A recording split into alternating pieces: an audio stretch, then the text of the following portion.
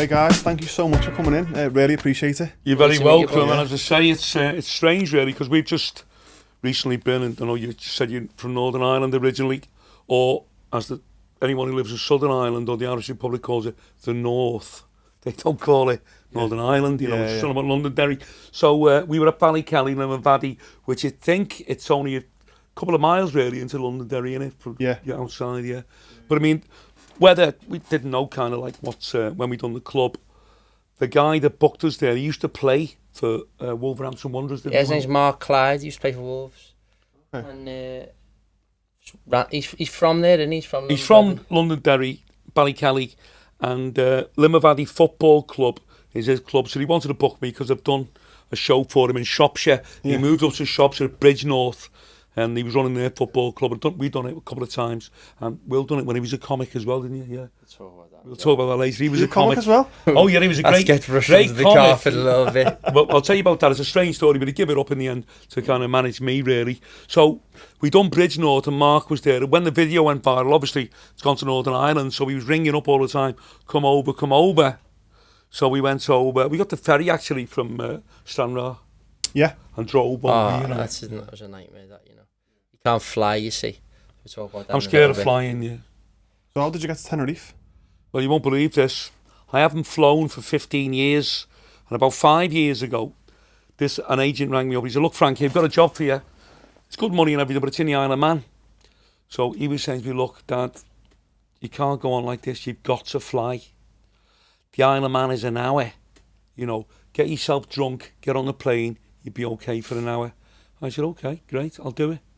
So I was dreading it right up until the morning before, and the morning of the flight, I went over with another comedian, a guy called Tony Roscoe. So the two of us are going over to the Isle of Man. I was drunk by the time I got to Speke Airport.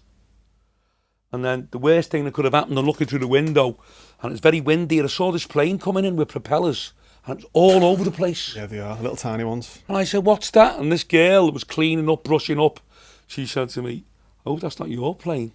That's the Isle of Man plane. I went, so no. She said, yeah, so got on the plane. It started taxiing, and the girl was out with the life jackets on, pointing here, pointing there, just about to take off. I'm not proud of this. I just jumped up and said, no. Yeah? Can't do it. Was it rolling on the runway? It was nearly taking off. What happened then? I thought, surely at that point, they don't turn back then, or? No, he just stopped. They stopped, a bit further down. And I just, the stewardess went and had a word with the pilot and said he can't fly very, it came off. So I thought he'd interview me. Obviously, it could be terrorism or something like that. But they saw how nervous I was, and so then it didn't fly after that for like another 4 years. And then when the video went viral, there was a guy in Tenerife that was you take over from here. He was asking us all the time, and what did he say? Yeah. So I got a couple of messages through on Facebook, and people all over the place that coming up from all over the UK and all the rest of it. This lad gets in touch with me and he says, Baz Hunter, his name is. He owns a place called the Sky Bar in Tenerife. And he messaged me saying, I looking to get Frank over, and I said, look, leave it with me, but I'll see what I can do. This is the situation. Like, I'll try my best. We'll see what's happening. So I got in touch with him. I said, look, potentially we can go over to the Sky Bar Tuesday night. Be a good little break. I'll go with you. Head over to Tenerife. Be good exposure for us. Be great to be able to go, like, feather in your cap. You've done Tenerife, smashed it, bang, come back. So he's like, fucking hell. All right, tell you what, tell him I'll do it. But, how did you manage to say you do it?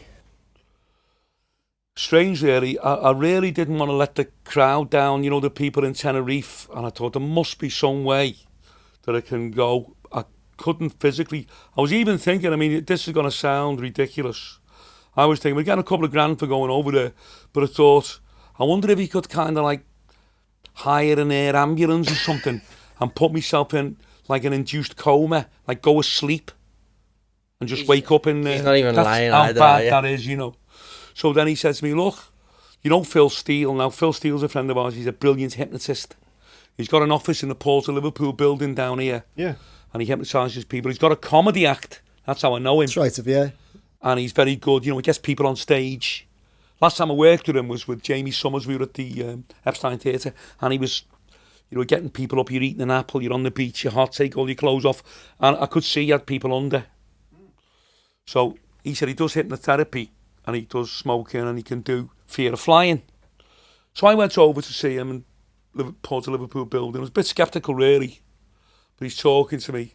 The next thing is, just felt my legs just go like that. Gone. And were you proper sceptical as well? Very sceptical. Never going to work this. Very sceptical. And felt myself just going under. And thought I'd been speaking to him for 2 minutes. He said, we've been here for an hour, you know, I just couldn't remember any of it. So he really had me under. Don't know what he was saying to me. We get to Manchester Airport, we had a few drinks, it felt great. Very, very relaxed. Got on the plane to Tenerife. He said, you okay? I said, yeah, I feel great. Flying to Tenerife. Brilliant. Coming into land. Looking down at the tops of houses. Just got, let's say, about 500 feet off the ground.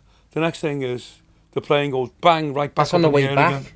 That was the way going there. No, it wasn't. Well, I'm not telling lies, son, that was the way going there. Sure. Sure, certain.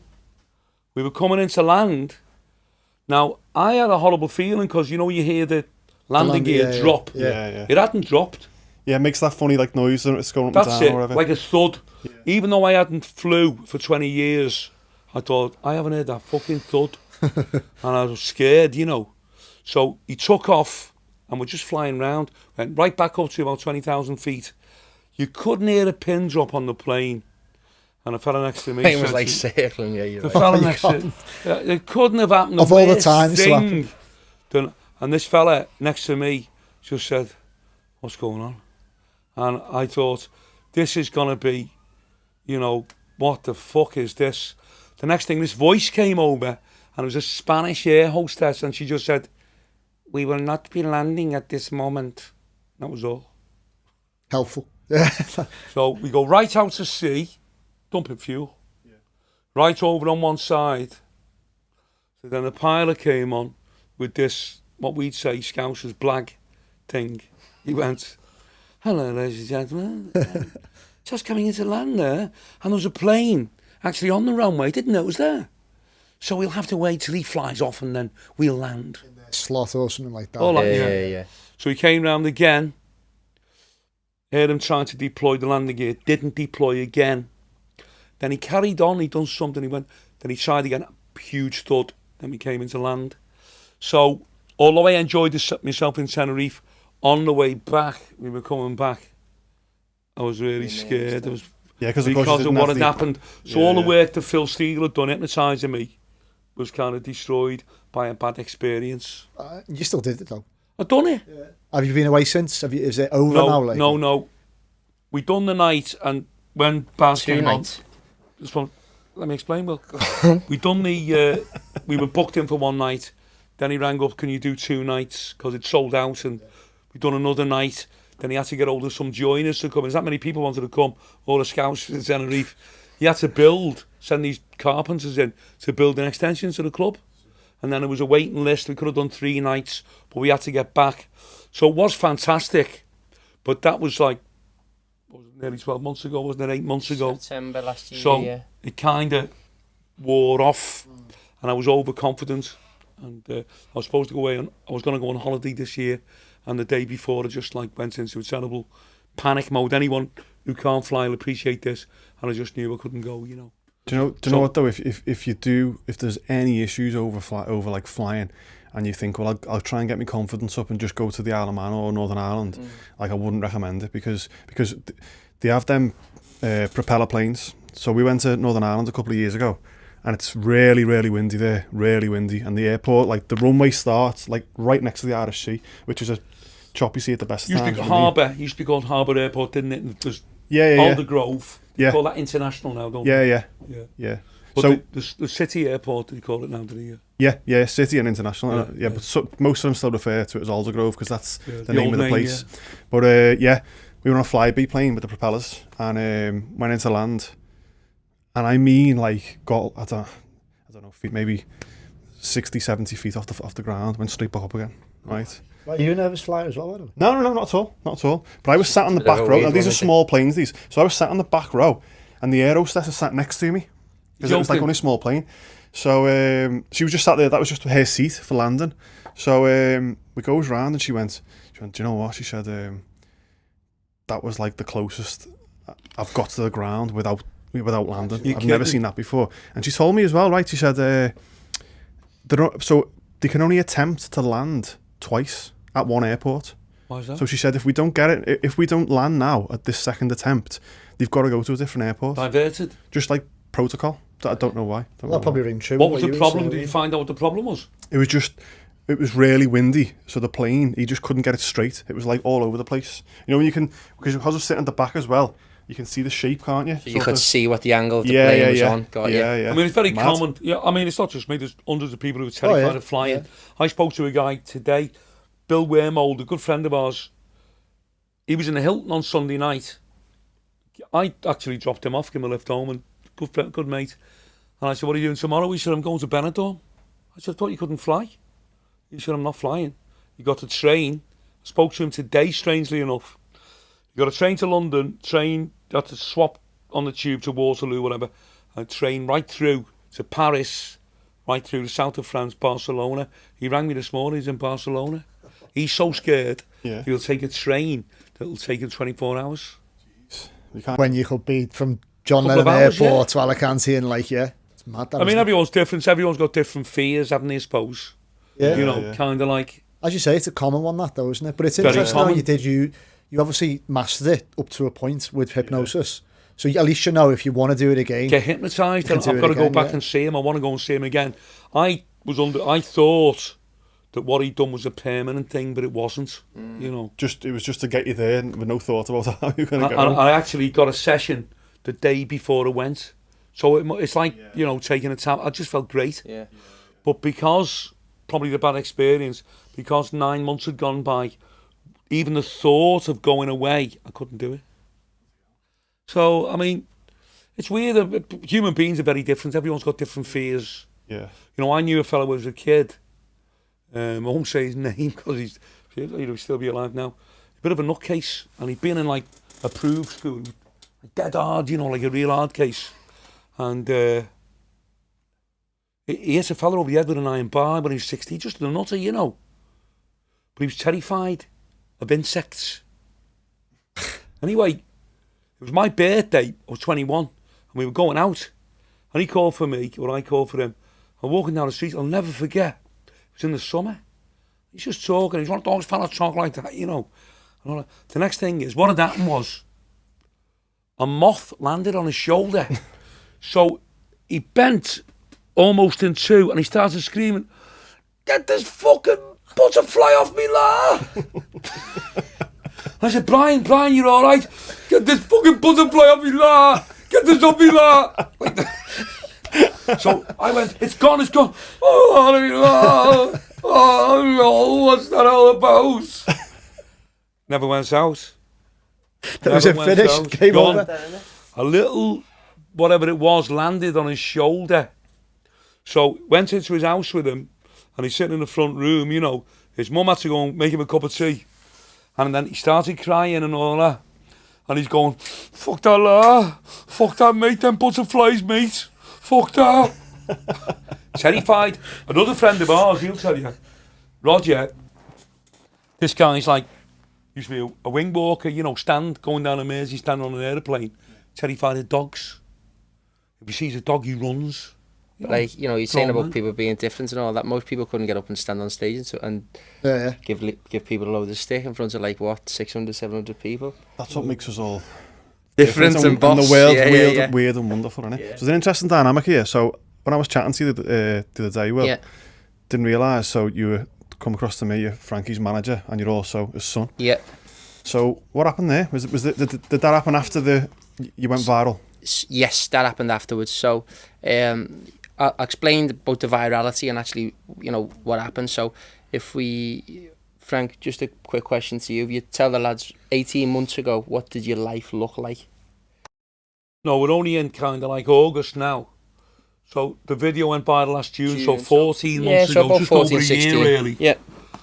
What's happened is a lot of the social clubs, which was the mainstay of comedy, if you're what you call a mainstream comedian, not the hot water stuff, what some people might view as being not old-fashioned, but where you do a proper gag and you come to a punchline.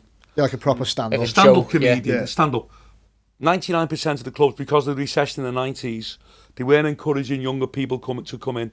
All the British Legions, Conservative clubs, Labour clubs, all gone, decimated, all closed down. So there was kind of like no venues, there was no vehicles for comedians to work on. So the only things that you were left with, there was occasional sportsman's dinner, which you work with an after dinner speaker who used to be a footballer or a golfer or whatever. But they're kind of very seasonal, they're only in the winter. So during the summer, there was basically no work. So last summer, this time last year, I was really struggling, probably doing like one job a week. It got to the stage when I got to May, I think it was, beginning of June, that there was just nothing coming in. So I had to sign on the dole. And I was like, where's this going, you know? And I thought, done it all my life. I've had some great years where I earned a lot of money. Slowly watched the business deteriorating as regards available venues. Yeah. So I thought, you know, just sat in bed one night, just thought, is this the end for Frankie? Yeah. Time to think of an alternative career. So you thought? I've always had faith in the business and never wanted to do anything else. But at the end of the day, you've got to start thinking, well, there's got to be, you know, if there's nothing out there, there's nothing out there, what can you do? No.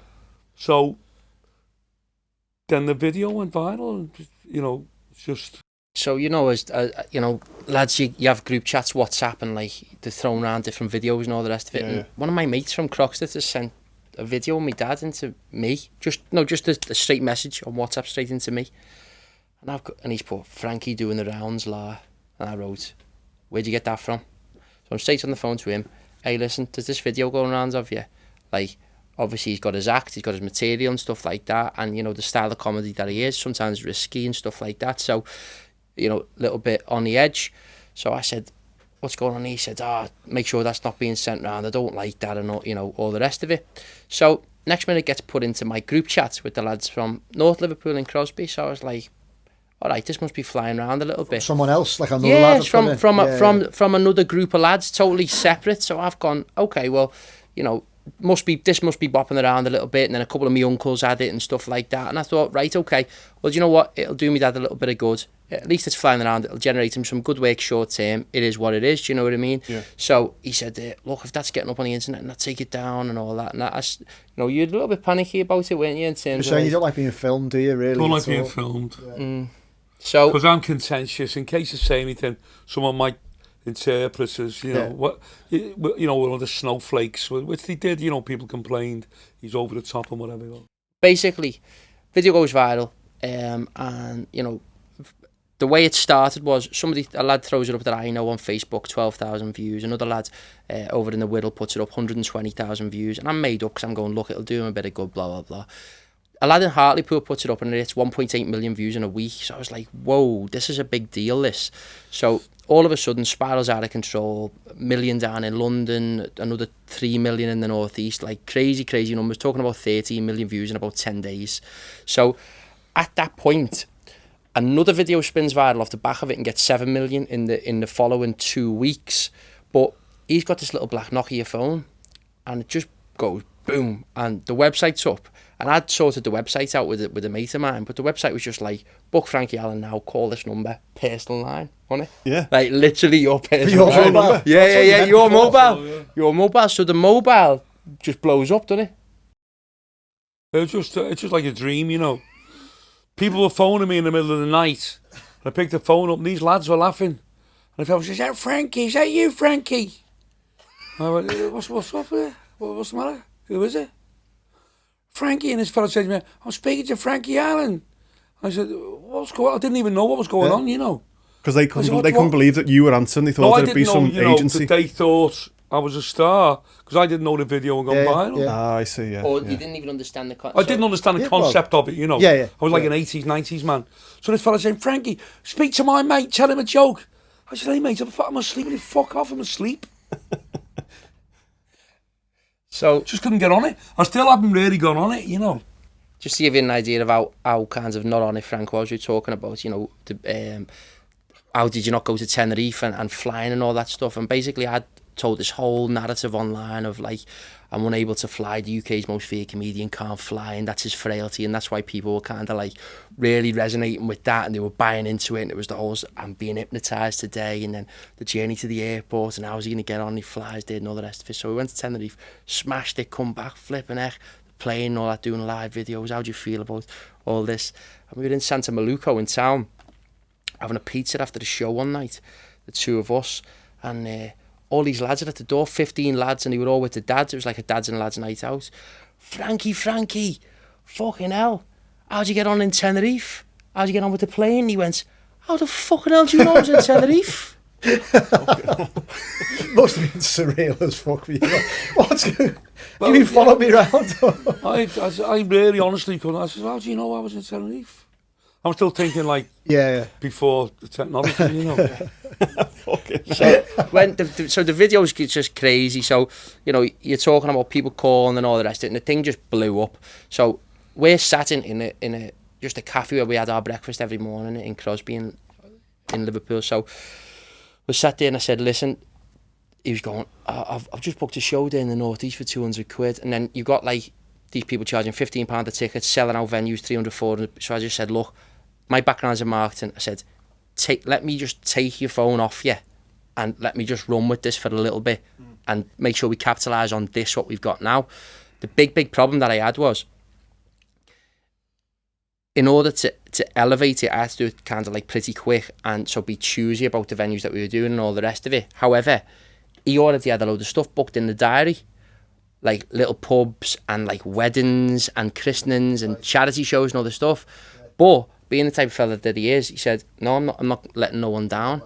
So it was a case of trying to navigate building a brand and building Frankie Allen into a monster while still doing all these little like... Yeah. I mean, it was good, really. It was a good thing that I was really struggling because I only had half a dozen gigs that I had to kind of like honour. Yeah. And then I was out of it, you know.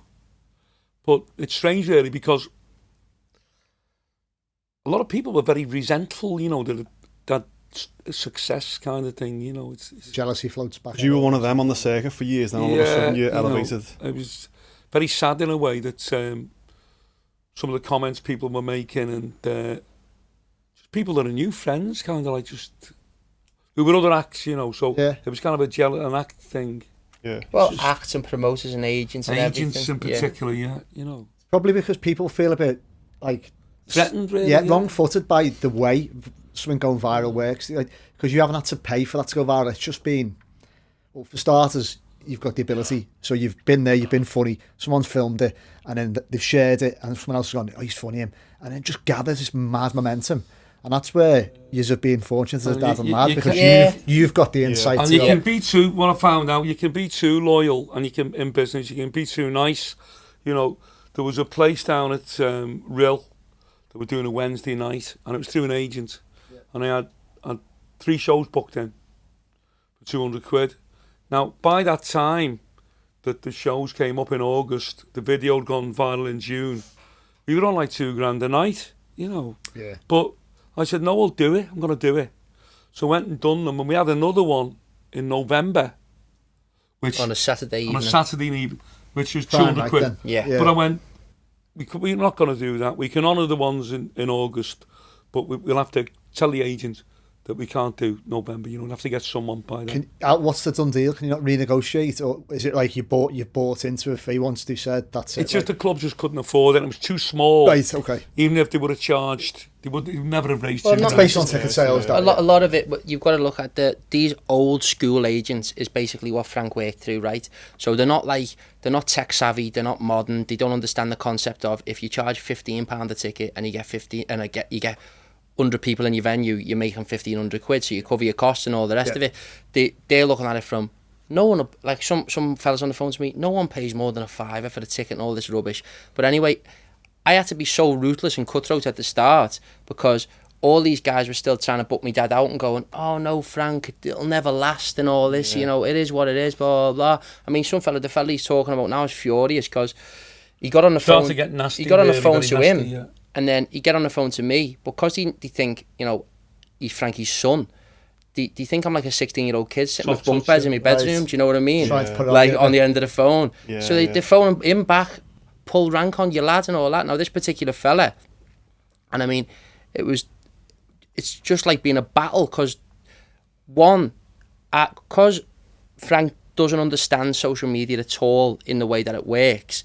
And I know you find that funny, but like, because I was onto it and I'm going, right, we can make this into something. Yeah. And you've got people on the phone to him going, let's see what next year brings, mate. It'll never last and all that crap, putting doubt. It was just like, and that's what they've been like, really, haven't they? A lot of people, it's so strange. I had a mate of mine, he was going back, got to be like 30 years. He worked in this club, he worked in this factory, and I won't mention it just in case, because you'll know straight away. The fact he had a social club built onto it, you know, and he worked there. Anyway, he was my best mate. Went into the club, I was about like 20, got on stage and died at a bad time. Yeah. You know, no one laughed. So he dropped me immediately that night like a hot cake. Never saw him again, you know, because he died. He was like embarrassed. And never saw him again for 30 years. The video blew up and he rang me after 30 years. Oh, he never? Yeah. Hiya, mate. So, are you all right? Oh, the amount of people like you that. won't believe this. Be meaning to ring you, mate, catch up for a coffee. And that, he said, oh yeah, Frankie, you know. I said, all right, you know. Yeah. How's it going? He went, I was telling my mates in work, you know, you're my best mate. I mean, you can't believe that, can you? Hangers on. Did you not, you know... I said, I haven't seen you for 30 years. Yeah, but you're still my mate, aren't you? And where do you work? I'll come with you this week. You get a lot of that, you know. Yeah. People, nobody wanted to come with me when I was working £150 in a rough pub, fighting for my life. You know, fellas waiting for you outside in Manchester, going to your car, fighting in the car parks, just to get home. But now everybody wants to come along. So... all aboard the bandwagon. It's sad. I mean, it's a good kind of insight into human nature. Not saying everyone's like that, you know. Yeah. Some people have been very good and very loyal, you know. Yeah. But the amount of people who are kind of like... We've just had an instance this week. Another fellow who I thought was a friend. He's a comic and he's an agent. And we're actually doing a show where he lives. It's up in the Lake District, you know. Anyway, he just... Because his mate had asked him to come... Do you want to go and see Frankie Allen? I'll get a ticket. He like exploded on Twitter. He's... why did he call him? Why would a comedian want to be feared?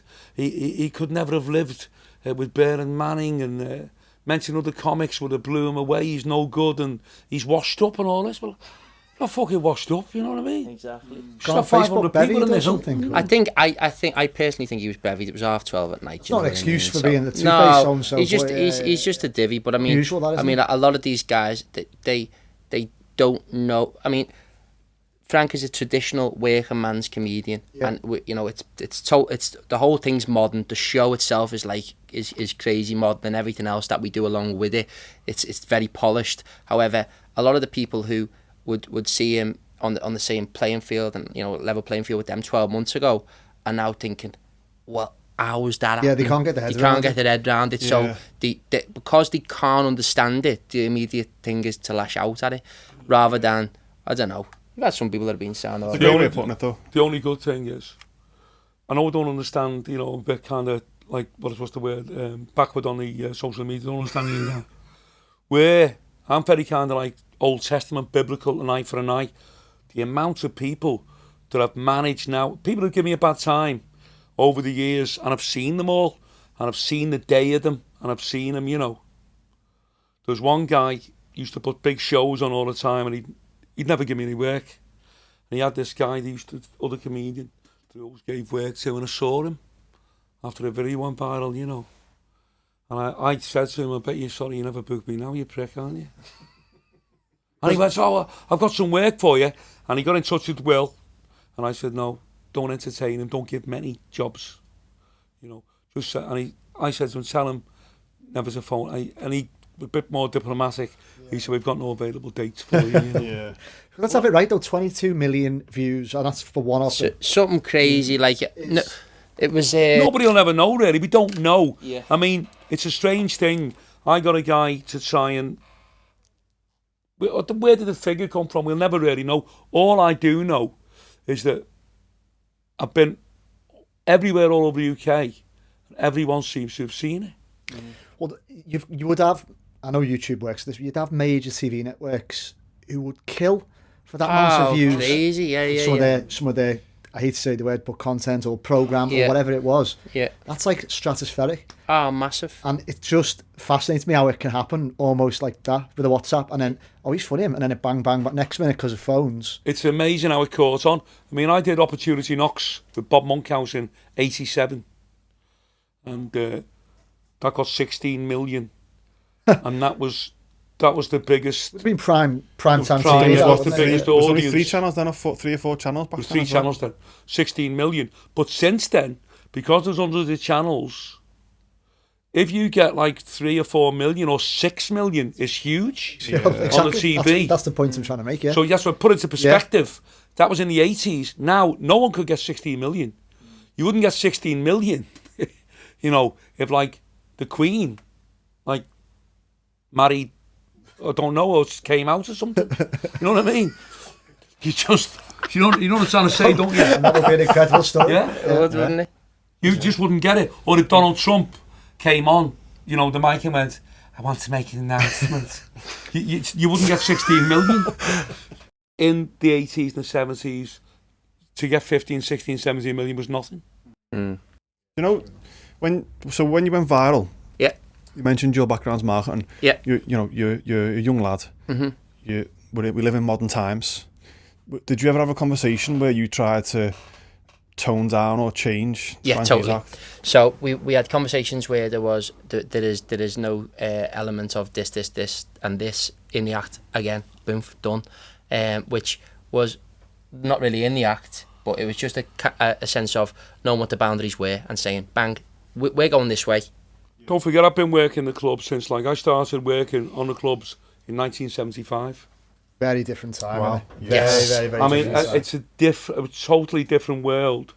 Now, if I went to Blackburn, Burnley, Leeds, Bradford, in an audience, if I didn't use material which would now might be interpreted as being, you know, racist, it was a totally different world, then you wouldn't even get any laughs, you know. And now the sexist, and it's sad in a way because the list of things that you can say now is smaller than the list of things that you can't say. And it was never like that, you know. Maybe it was a good thing, maybe it was a bad thing with some aspects of people's speech, but certainly 30 years ago, you had a greater latitude of what you could get away with and things that you say. And nobody went out deliberately to insult, you know, a certain section of the community or a certain race or sex. People were just having a laugh, probably a little bit of naivety with it, you know. But certainly now you've really got to be careful what you say, you know. Yeah, but I mean, obviously, you know, there's no place for racism in it whatsoever. And that's not what you're trying to say with that, is it? It's just basically like when you're saying the list is getting shorter of what you can say, it's even with futile things like... It's so sad in a way because when I was a kid, people used to make jokes about the Soviet Union. People would say, Russia, I believe if you say certain things, you can be arrested. And people would go, in the 70s, they'd be shocked. They'd go, you fucking kidding me? No, I see what you're saying, yeah. How do you mean? That's where we're living now. Yeah. You can get into a lot of trouble over speech. However, that's one of the main reasons the video went viral, in my personal opinion. Yeah, because it's rare. It's so rare now. Different from the... I don't think it's different. What I found, and my thoughts about it is, people have been so kind of subdued and intimidated and frightened in a way into being what they really are, that when they see someone who goes, this fella doesn't give a fuck, he's talking like people used to talk, it's very refreshing to them, you know. And I think that's how it caught on. That's true, but I suppose what you both would have had the conversation about is beyond that viral clip, it hasn't got a longevity because it is, times have changed, and you can't 100%. really maintain that, can you? No. You can't be going to the Hilton on a Saturday Well, no, night. I disagree with what you're saying there. The racism part, obviously, you can't do, but Yeah, I didn't even. Obviously, parts about picking on people and having a go at people and saying, look at the head on him and she's ugly. Yeah, I don't mean that. Oh, you don't mean that. But what I'm saying, that's like very, very old. But a lot of people wouldn't dare do that now. Well, so do you remember what's that thing where there was a guy and John Inman and he was like, I'm free and all that Yeah, stuff. yeah. And it was like Are you being served? really camp sort of like stereotypes like a gay person and all that. Yeah. That wouldn't now. That just Wouldn't fly, even, no. Yeah.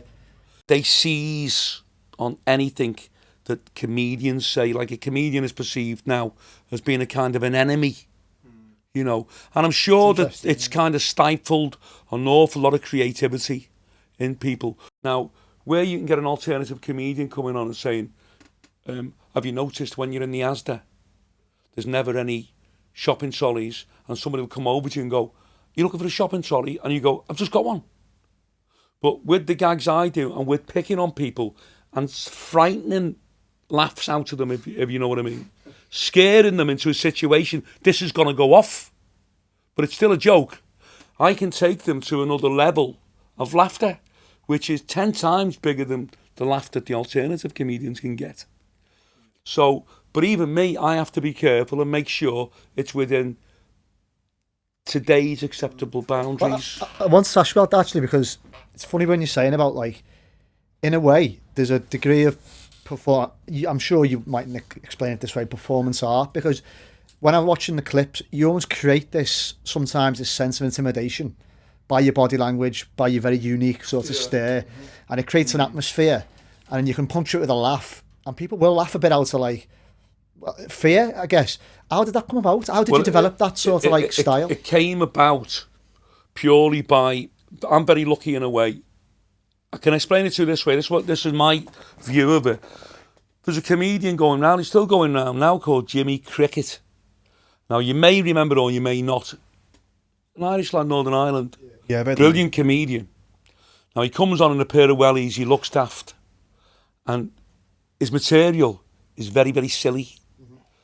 But he used to bring the house down everywhere he went. Because, not the material, or part of it, but his character. And during the 70s and 80s, he was fantastic. And he's still doing very well now, and he still goes down well, because it's his character. Now, I found out purely by accident. I can get the mic, and somebody can walk in. Like, a fella can walk in. A fella walked in the other night with his missus, his bird, And I said, fucking hell, here's Joseph Fritzl with his daughter. Huge laugh, like a bomb going off. Now, why didn't everybody walk out? Why did it get a laugh? Because it's difficult to explain. Somehow it suits me, my image, see. So because of the way I look like a gangster, look like a bit of an old, like, hard case or something. But so that lends itself and that reinforces and strengthens the gag and puts you in that situation. And I can say things which I know myself are veering on, on the verge of being very offensive. And even the person that you're doing it to is crying laughing. So it's got to be something to do with the image as well as the material. Well, how did you develop that style? Just by accident, really. Isn't that what I read a story once about Chubby Brown, where that was his act, was to be super offensive and everything else. But what happened was, it was a story where he said something about he's out in like a restaurant with his wife. To him, it's an act. Once he puts them like goggle things on, and people are shouting, "Hey, you this, you that," and he's like, "Fucking, I'm not on stage now." You know what I mean? Yeah, I suppose so. I mean, I know what you're saying. When you're on stage, you're a different person, so you should be given some latitude. It is only an act. It's not as though you're insulting people in real life. Conversely, you could say, well, look, you're performing in front of people, so you should respect them to an extent. But if people are paying to see you and they know what they're coming for... That's interesting, yeah. However, before this all comes about, and it's all the UK's most feared comedian and all the rest of it, and people know what they're coming to see. You were actually quite constrained with how your act could, how you could actually tell your own jokes, couldn't you? Because if you're getting booked through an agent, I mean, I used to say it all the time.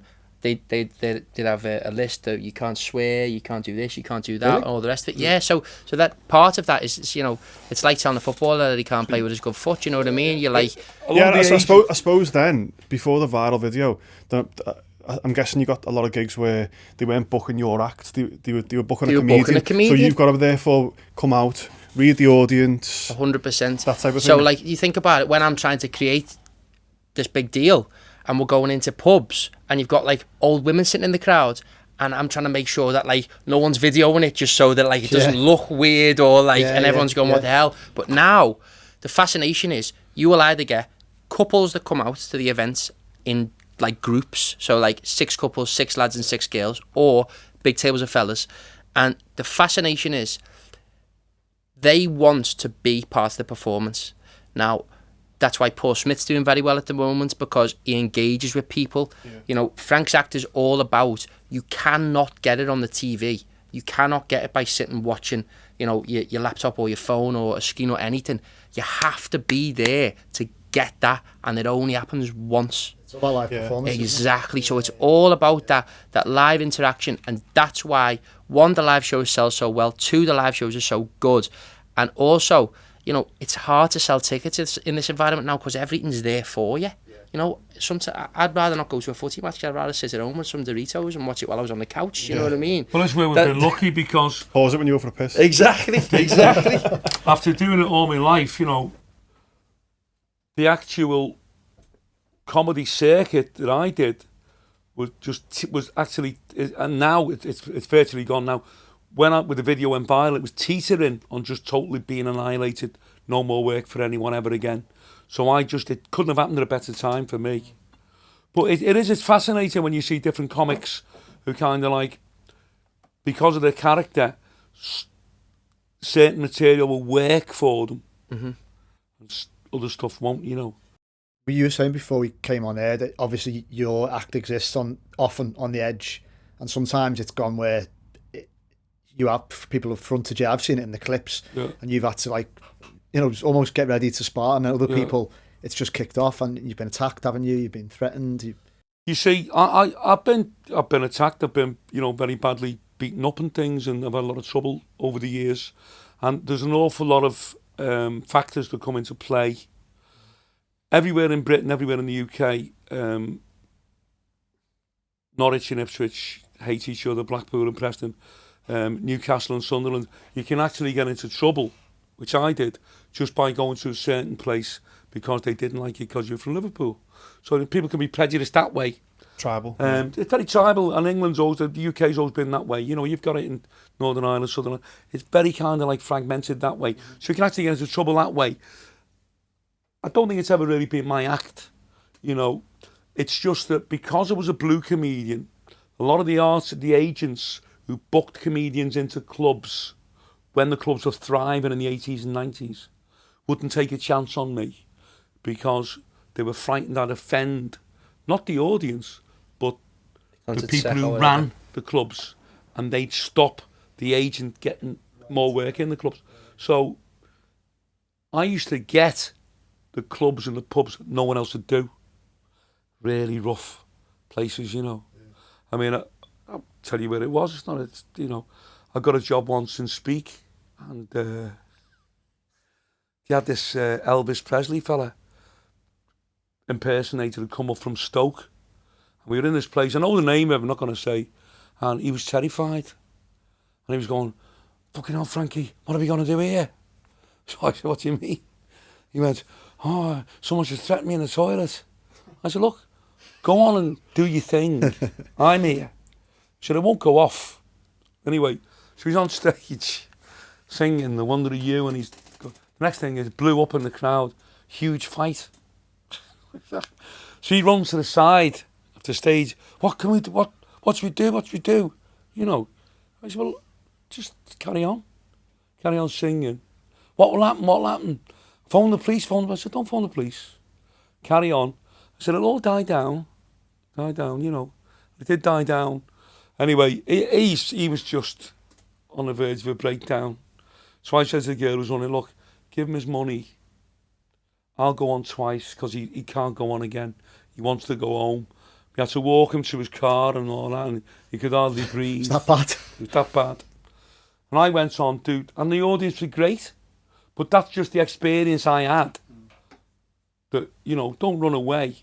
There's been a bit of a fight, but the people that stayed were lovely, you know. So that's given me, I've had a lifetime of experience. Touch wood. Anything that you can imagine that could happen to a comedian has happened to me. I've gone on stage and died, not got a laugh, not one laugh. And I've actually been pulled off by the secretary of the club. I've had the curtains closed on me.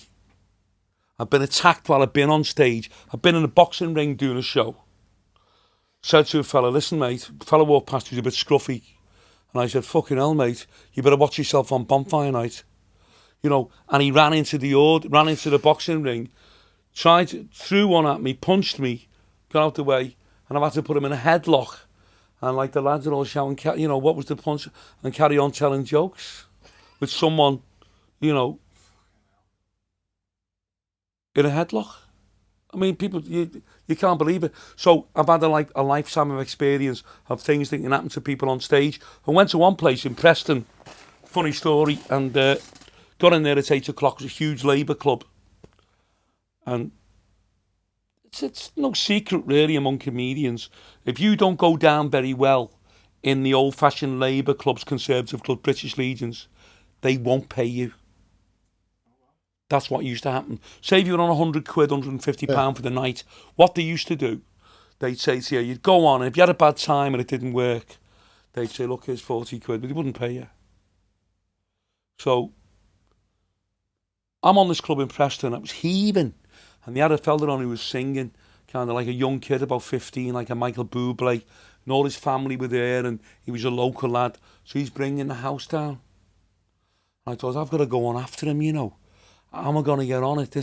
I wasn't nervous because I don't get nervous, but I knew I was in for a bad time. So I don't know what had happened, but I would think I was going away on holiday or something. I needed the money. I couldn't afford not to get the money. Yeah. So I go on at 9:45. The place was heaving. It looked like a football game. Hundreds of people at the bar. The noise was unbelievable. People were coming in. Anyway, I'll never forget that night. I've never worked so hard with an audience to get them quiet. And I got them quiet in the end. I don't know how I'd done it. And I'd done an hour, and I came in the dressing room, and I just collapsed. I collapsed in this chair. And the fella come in, and the sweat was pouring off me and splashing onto the floor, nearly killed myself. So the fella paid me.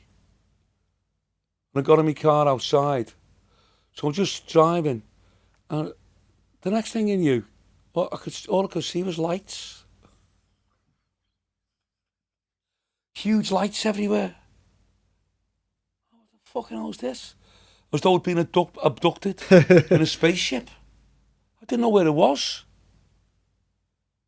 And what I'd done, I just like had a mini breakdown, didn't know where it was, and driven into this garage. It didn't need petrol. Driven into this garage. And then I looked in the mirror in the car, and I didn't recognise myself, didn't know who it was. And then my mouth just went,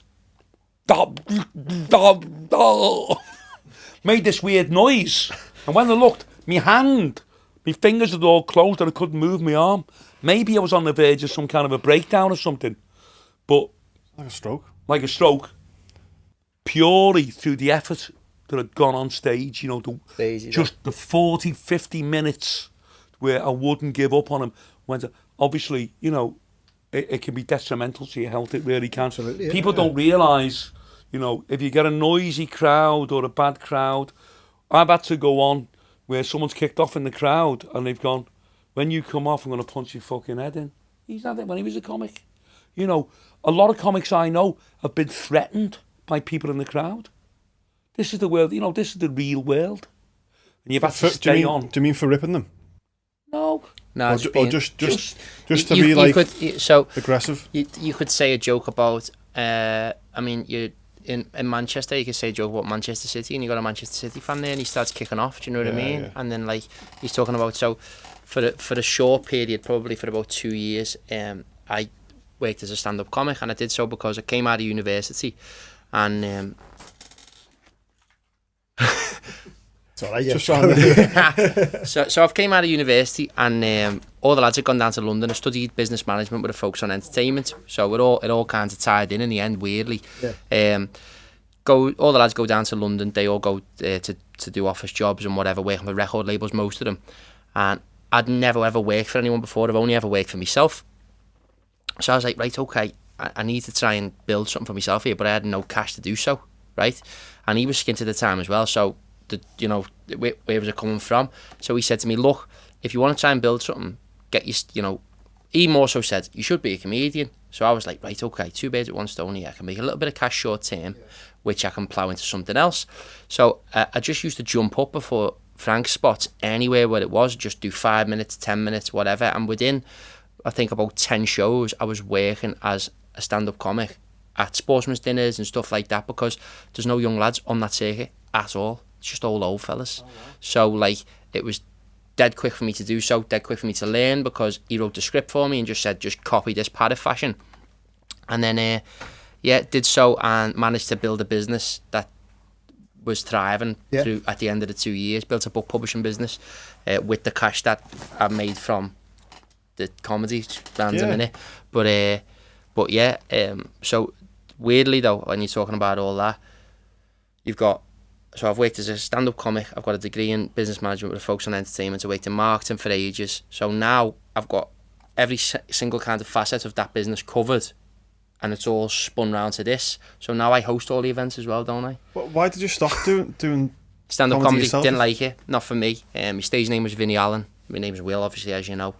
And like, that is just not my vibe at all. Especially the sad thing is, if you would have seen him, he was excellent. He was very, very good, and don't even like saying it really, but I've got to admit it. He's the only comic I've ever worked with. Twice he went down better than me. Once in Chester, and the other place with Sorrento's restaurant, wasn't it? Yeah, but you know, Farm Village, So he had terrific potential. He just didn't fancy it in the end. No. And did you do your own, like, you weren't sort of very similar style. Similar, yeah. All it was basically, so the way I looked at it was, how am I going to get my biggest bang for my buck out of this very quickly? One, I call myself Vinnie Allen because it's the closest thing to Frankie Allen. So if somebody says, have you heard of Vinnie Allen? You go, yeah, I've heard of him. 2, I'm a Scouser. I'm his son, so I needed to make sure the act was very, very similar and like that. So it was like kind of like Mini-Me, basically, to be honest with you, Jack the Lad. But because it wasn't my passion and it wasn't my thing, you're not sitting there writing material thinking, I wonder how this is going to go down, I wonder how this is going to go down. I'm just thinking, how can I get in and out from A to B, go bump, get me dough, bang, gone, rather than have a real flair for it and think, well, you know what I mean? You haven't got the passion for it, but I agree, do something else. But the strange thing about when Will was doing the comedy, when he was as a comic, I said to you earlier on, if you do a gag which is very, very long and it doesn't get a laugh, you're left with egg on your face, it doesn't work. He used to do very, very long gags, and I'd be sitting there going, where's this going? This isn't going to work. Comes to the end of the gag, huge laugh. It's the different style, isn't it? It's a different style, but he did very long gags, but it worked for him. It's strange, isn't it? So you had your own style. It wasn't like completely modelled on your dad, wasn't totally, and I couldn't get away with it.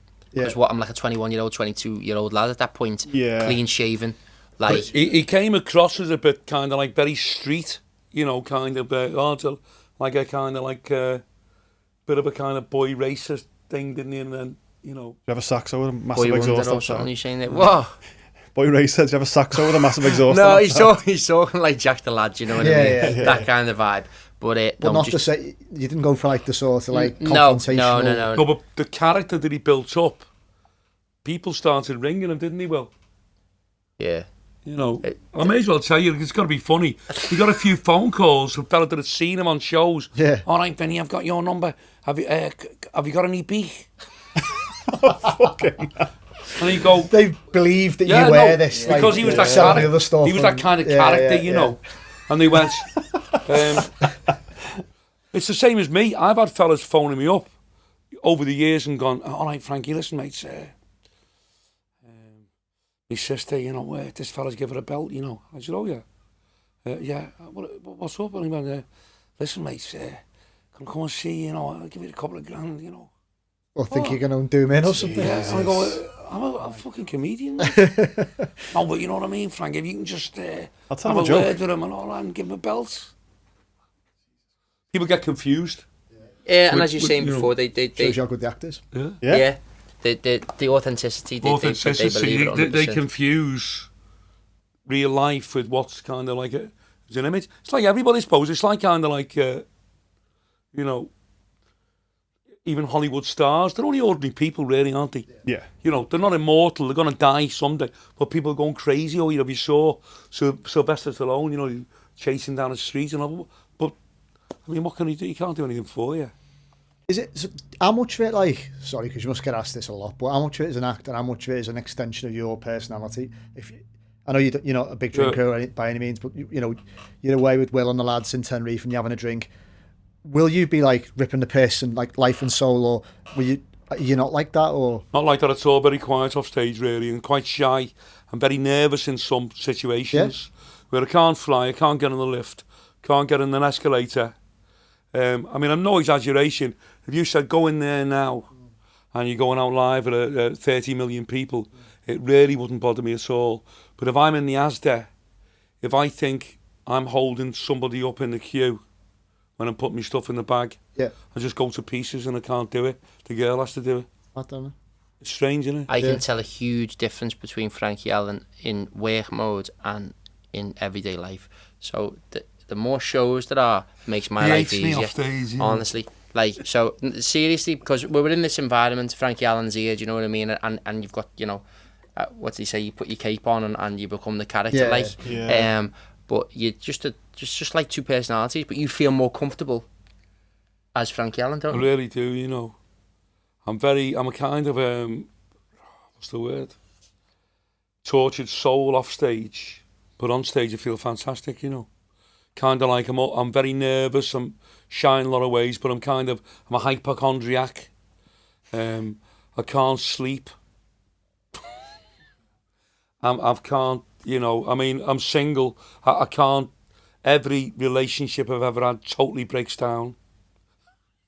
You know, honestly, I'm just not, I'm very weird. But on stage, I feel great.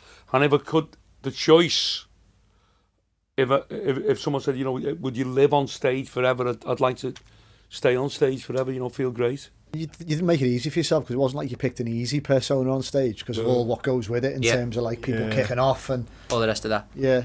Well, it's a strange thing. It's a mental strength behind it's an it, alter ego, yeah. but it's kind of like, well, look at Chubby Brown and Bernard Manning and all these people. They become a character. You know, you can become this kind of. It's like there was a movie a few years ago.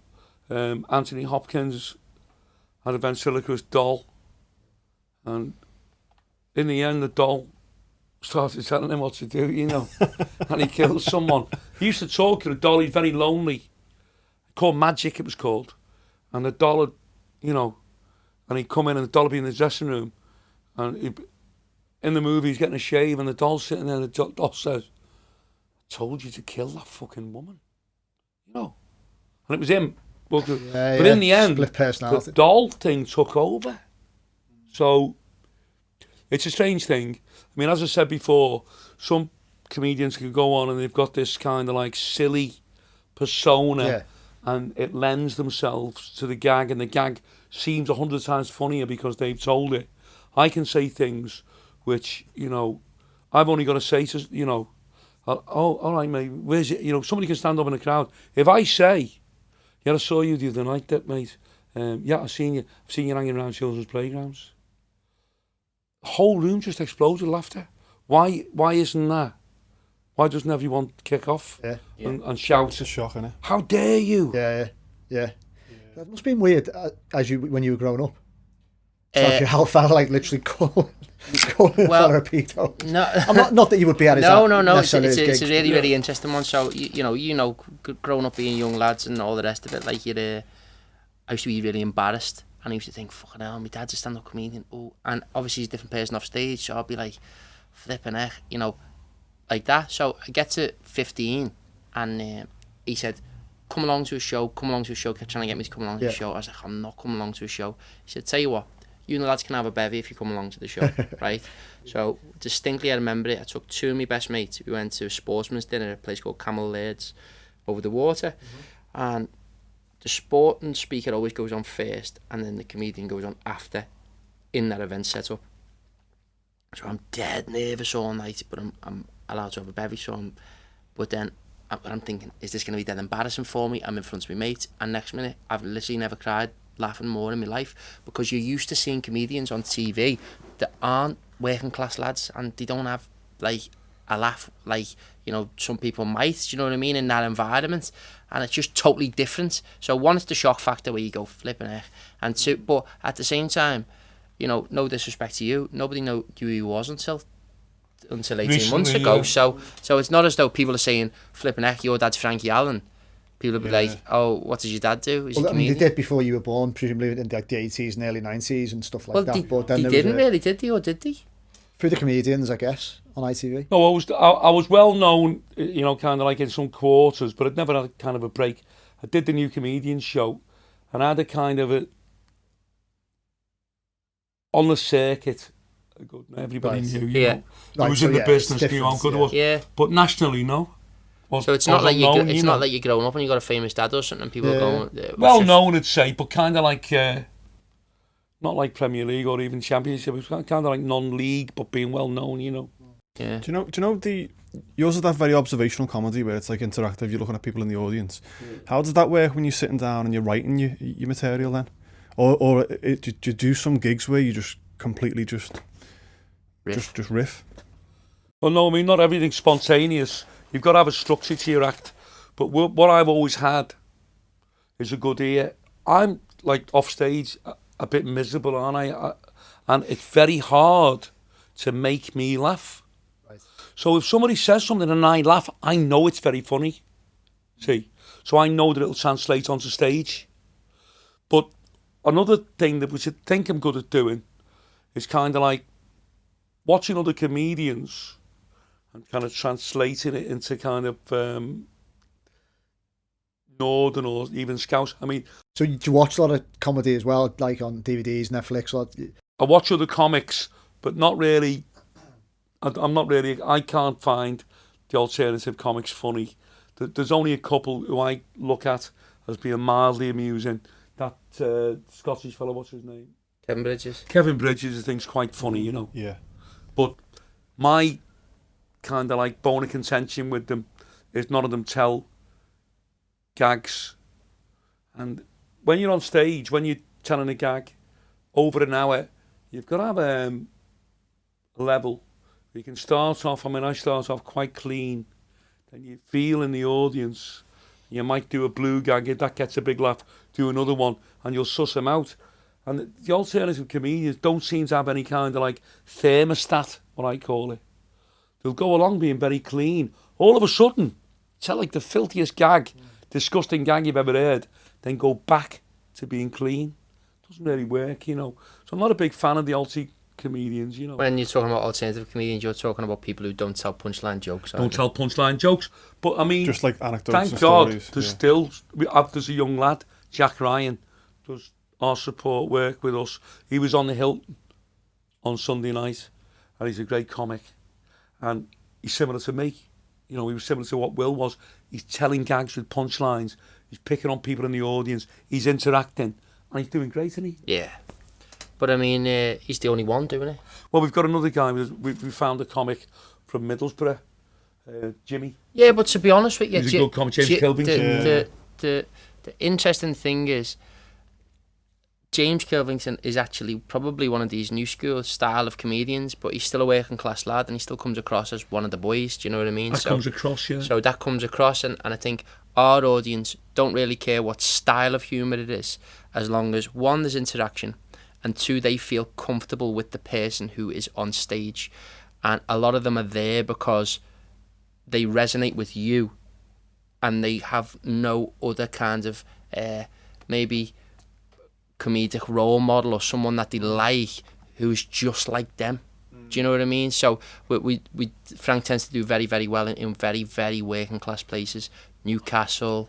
No, it's serious though, isn't it? Relatability. Hartlepool. We were in Cardiff, was fantastic. Places in Glasgow, Belfast, they love you.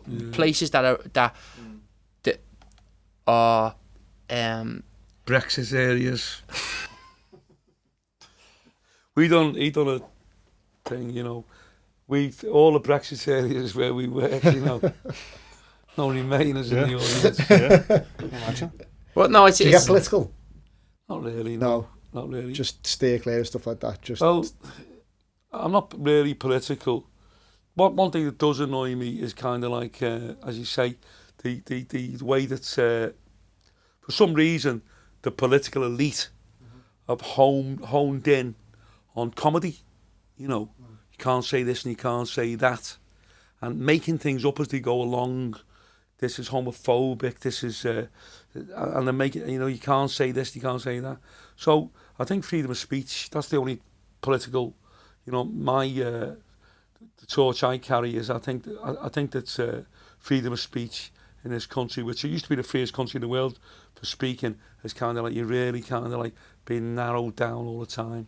Especially in stand-up, because I suppose to an extent it's like, how do you define what's offensive? Of course, well, I think it's quite strange that it's very subjective, but you could get someone like Frankie Boyle who'd go on and tell a joke. Just thinking of him. That is really, really like, in terms of the nature of it, might even be like a lot worse than something that Frank might say. Definitely. But then would be able to get away with it, and it's like, it's just him. It's cool. Well, he went through a phase of being like, he was the villain of the press. Well, look, he may as well. Was he? Well, I don't follow comedy that much in general. You see, it's just weird. It's only the last kind of like 18 months that I've delved into it fully. So I don't really find what it is, and why I don't. I just think sometimes with him, it is genuinely that offensive. It stops being funny before he's even got the punchline. That's what I'm saying. Some of his stuff is sick. Yeah, it is. But, what I think it is, I may as well tell you how I feel about it, if we're going to be, this isn't, in any way, well, I suppose it's political. A left-wing comedian, one of these alternative comedians that's been to university, Oxford and Cambridge, can go on, they can say the most offensive thing in the world, but that doesn't offend the media and the people who are kind of like, the snowflakes. People who are on that side of the fence. On that side of the fence. But a comedian like me, if I said anything at all, they recognised I'm very, very working class, very old England, what it used to be like, which they hate. They hate Britain. A lot of them, I think, hate what Britain used to stand for and what it stands for.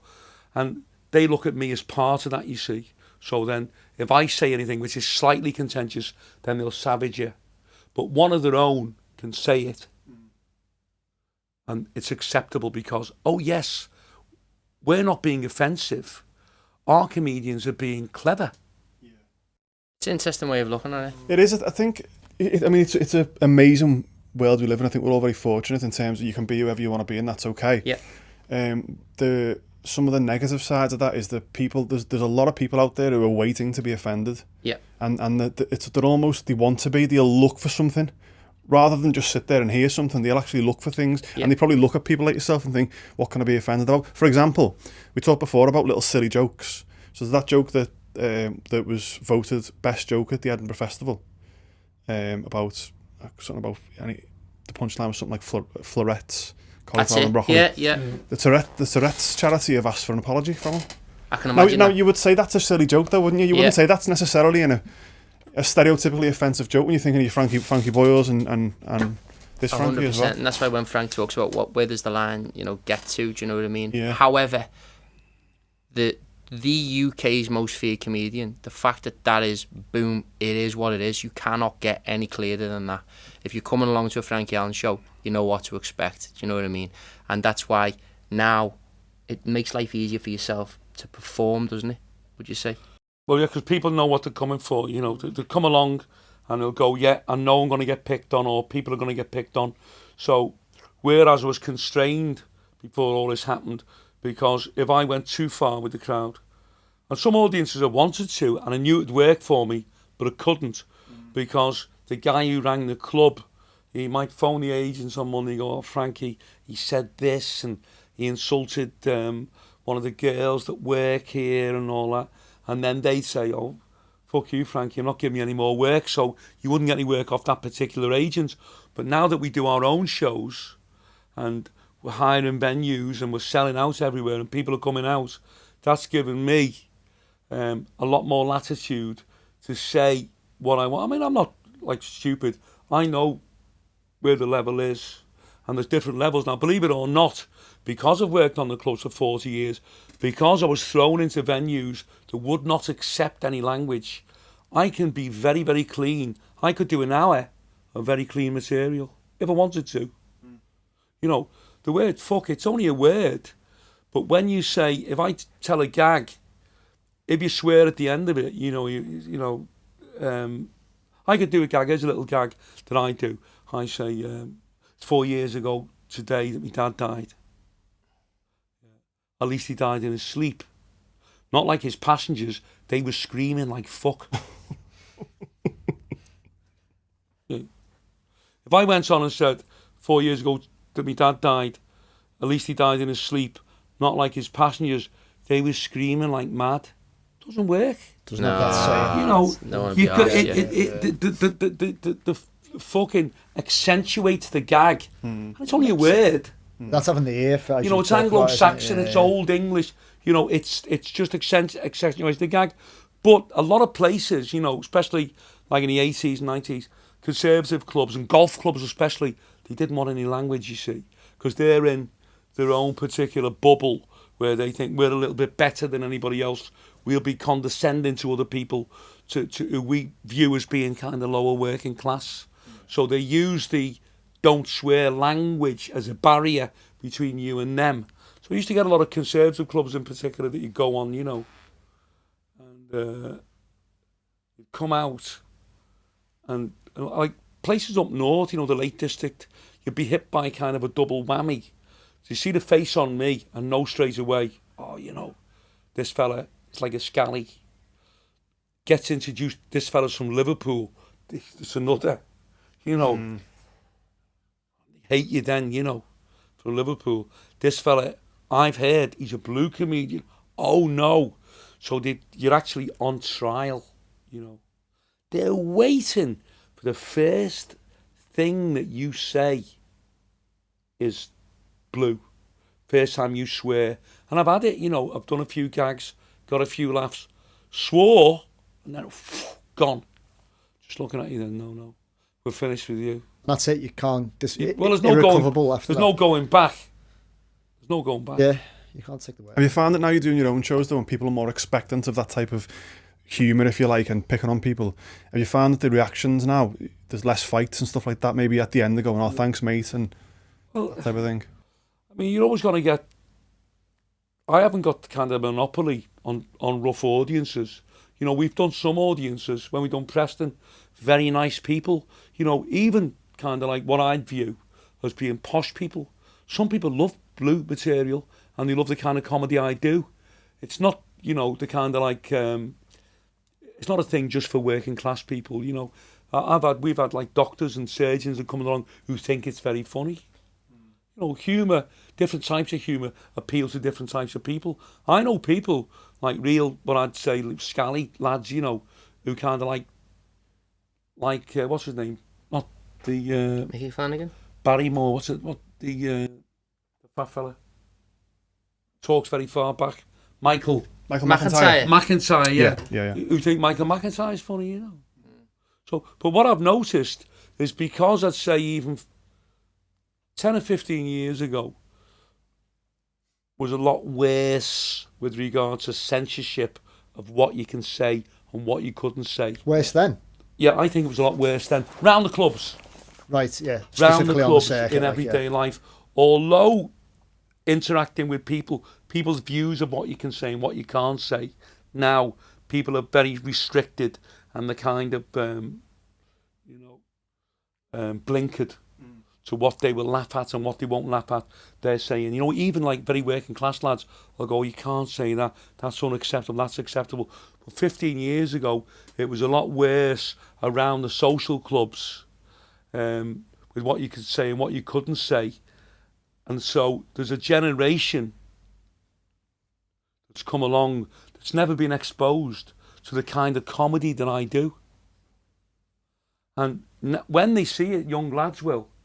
I've had fellas, young fellas, 17, 18, I've come on stage and I've seen fellas going into like fits, haven't they? Mm. They can't believe anyone would say the things I say. And especially because they're getting the mates are involved, you know what I mean? I've had fellas sitting there, like 6 or 7 fellas, might be 19, 20, and one of them's got up and I've gone, where's this smackhead going? And you can see the uncontrollably laughing because they've never seen it before. Mm. So it's a release for them, They've kind of like been looking at alternate comedy, alternative, and trying to find comedy in there that they like. And the way I look at it, it's like someone who's been speaking a foreign language for 15 years, and all of a sudden someone comes up and starts speaking in their own language. They're over the moon, they're ecstatic. Mm. It's like one day when he was a kid up in Crosby. I mean, believe it or not, I'm not like a fucking idiot. I'm like multilingual. I can speak 5 languages, And there was a French fella working in this shop in Crosby. And I was walking down the street one day, it was very windy. And he was brushing up. And he really looked miserable, And I said to him, "Ça va, monsieur? Comment allez-vous? Il fait du vent." It's windy. And it looked as though you'd give him $1 million. Just heard his own heard his own language. Of hearing his own language, yeah. So he just kind of exploded. "Monsieur, il fait du vent, très vent." And he kicked off. "Where have you been? No. Where are you going now?" And all, and just like went into this tirade. And with the comedy, I think my thing is, why is Frankie Allen's kind of exploded? People didn't even know it was there. How did you learn so many languages? On a tangent. But yeah, kind of like. There is some Spanish in our family, but nobody spoke it when I was a kid. But I was always interested in, and I went to a good school. I went to the Liverpool Institute, which is the School of Performing Arts now, Paul McCartney School, which Will went to. That's where I studied, Okay. And in that school, we were taught Latin, French and German. So the French and German I knew anyway. And then I studied Spanish myself. And now I've started Italian. You obviously got an ear for like the English language and the nuances. Well, it might be something to do. It might probably something to do with the communication part of your brain. Yeah. How do you make? I suppose one of your challenges you've got is making it all translate to a digital age as well, aren't you? Yeah, and that is the strangest thing. Looking at the analytics right across the board and all the insights on the back end, our audience, key audience, is 25 to 34. Biggest market, 19 to 35. It's like totally not what you might expect at all, and it's just you literally. I know we've said that 100 times. You've got no concept of that at all, have you? So when I say we need content and stuff like that, you'd be like, "What are you on about?" Like, the act is the act, and you genuinely thought the whole thing was word of mouth, didn't you? But the vlogs. The vlogs, of course, where it's a pair of you. Yeah, I like that because it's a different insight because you see your dynamic as like mates and as dad and lad, and then you'll be on stage. And little things like the reverb in Huddersfield or something, and you're sat there going, "He's fucking idiot, him," That I found that funny. And it wasn't even your act. I had to go on with the reverb on. I think that when as you're talking about that the thing you're getting to the digital age and all that, how does that come across now?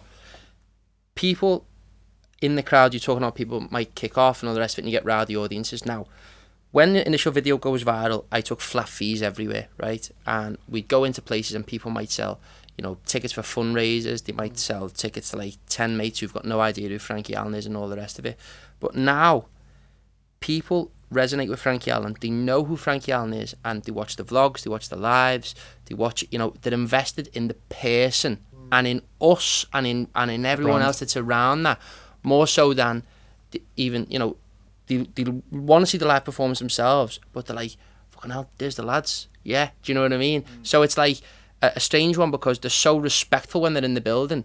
Every night runs like 2 spots and then a meet and greet at the end, and the reason is so that everyone gets a photo and everyone has a laugh and all the rest of it. But a lot of people, they've all got different reasons why they're so invested. One of them is because he was skint and he was on the floor, and then all of a sudden he goes viral, and now he's got a few quid, but he's still one of the lads. And then it's like, that could happen to anyone. Yeah, that could happen to me. Yeah. I you know what I actually mean? think part of it is the initial video that went viral was very edgy, and a lot of people thought that it was going to go off and there was going to be a fight. I agree with that. Yeah. I mean, fellas have said to me, I've never seen a comedian fighting with the audience, telling jokes and carrying on. And that's basically, but I've done that video, what I done there was no different than what I've been doing like for 30 years. I half wondered if he was a plant, that fella. No, if he was your mate or something. You know, I've been on, as I say, I've been on stage, I've had to put fellas in headlocks that have attacked me and carried on telling jokes. You know, I've been on stage, someone's jumped up and tried to hit me, I've hit them, and all the lads have cheered, and then the bouncers have got him, thrown him out, and I've carried on. So I think it's the edginess of it that people appeal. It appeals to people, you know, it's kind of like, nobody wants any trouble. You don't want to go out and have end up fighting someone.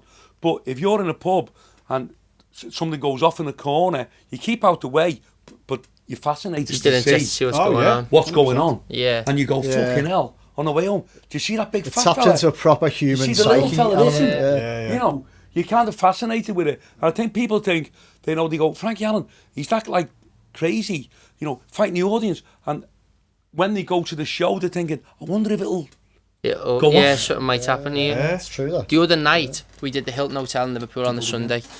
Sold out, 400 in there, huge thing. The support comedian, obviously the security are briefed beforehand. Nobody is to approach the stage whatsoever. If anyone approaches the stage, it is what it is.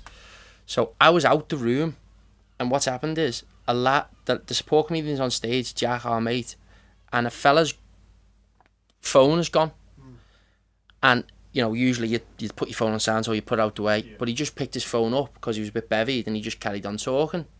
So Jack's gone like, rude as anything yeah, of anyway. course, Yeah, but Jack's gone like, mate, you know, had a bit of a go at him. And he's walked up to the stage and grabbed the mic, and he's let him take the mic, and he just shouted bollocks or something like that, you know, something stupid. And he's picked the mic back up and gone, you idiot. But the doorman have grabbed him and thrown him out. Literally the whole crowd was going, that was a plant, that.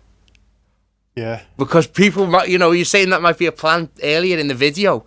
I think because of like, that doesn't happen anymore at all. You think. I think anywhere where you get groups of males, they'll go into something having a bevy. This almost like a pack mentality comes into it, doesn't it? Oh, massively. And it's like, who can be the most outrageous? Who can say something? Who can get up? Who can crack up? You know what I mean? Yeah. It's like the boisterousness. It's like in the viral one though. It's the way you're like laughing at the situation, whilst also maintaining the professionalism of doing your act.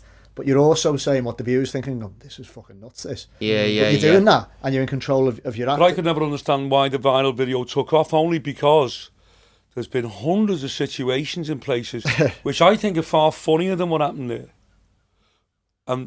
Might have been a bit different, but were happening all the time, and it's happened to me for years. And basically all that's happened is nobody's ever seen anything like that before. And that's the point though, isn't it? You know, that's the thing. So that's the first time it's... I mean, the viral video went viral a year after it was filmed, you know.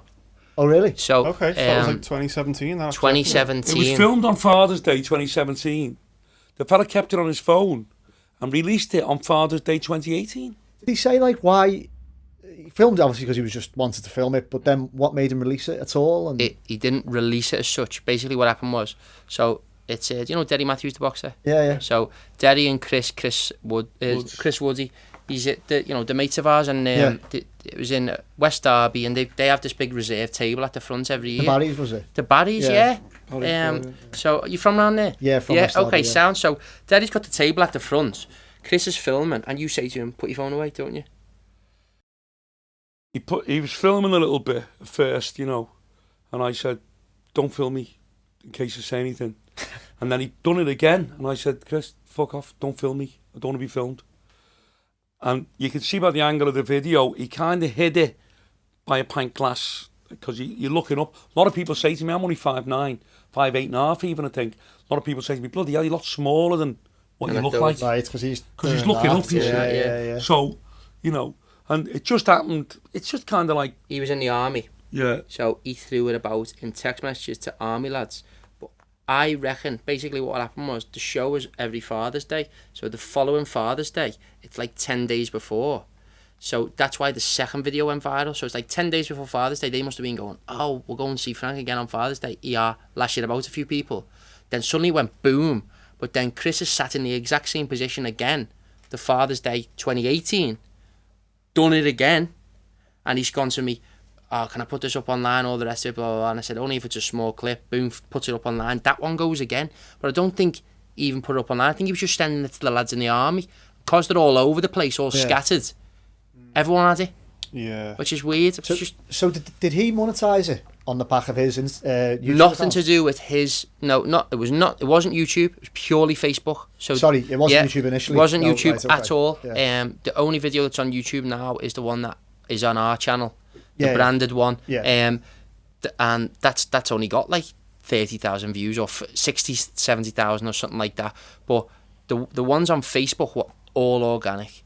And I said at the time, we sat there in the cafe, and I was like, this is genuinely like winning the lottery. You could not pay for this, like at all. Absolutely No not. way. Yeah, but I mean, it deserve it. The years have been doing it.